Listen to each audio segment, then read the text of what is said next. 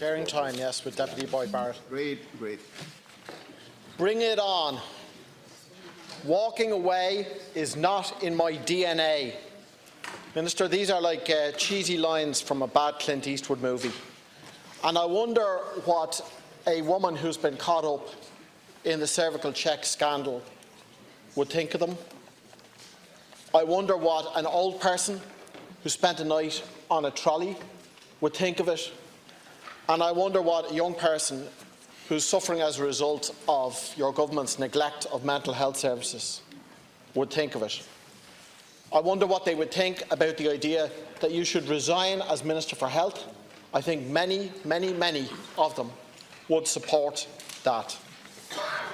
Now, the country recently witnessed only the second national nurses' strike in the history of the state.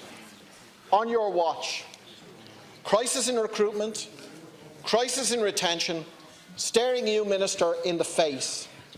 But you paid no real heed until such time as 3 days of national strike action woke the government up and forced the Labour Court to make a recommendation on the issue. But if you are the second Minister for Health to provoke a nurses' strike, you are actually the first Minister for Health in the history of the state to have a national ambulance strike take place on your watch.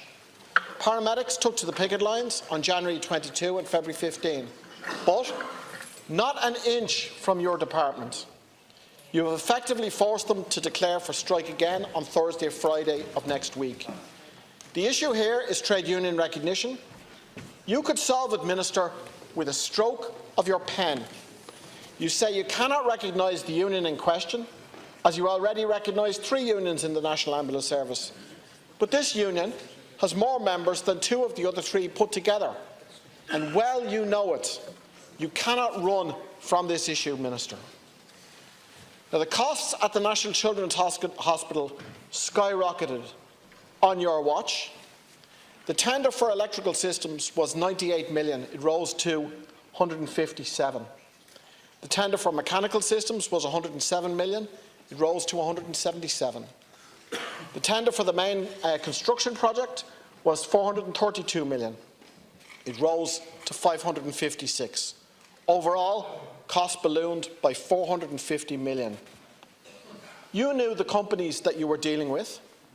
You knew that BAM had overshot their cost estimates at the Port of Cork by 12 million. You knew that BAM had overseen a 21 million increase in cost estimates at the Cork Event Centre.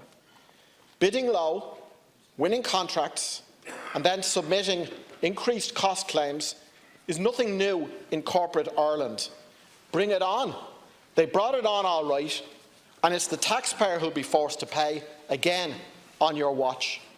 We will be voting no confidence in the Minister, but another Fine Gael Minister would most likely do no better, nor indeed would a Fianna Fáil government. We have no confidence in Fine Gael or Fianna Fáil. Neither have we confidence in the capitalist market, which continues to play a major role in our health system and which rips the taxpayer off on key construction projects. On that basis, we will be voting yes in support of no confidence in yourself tonight.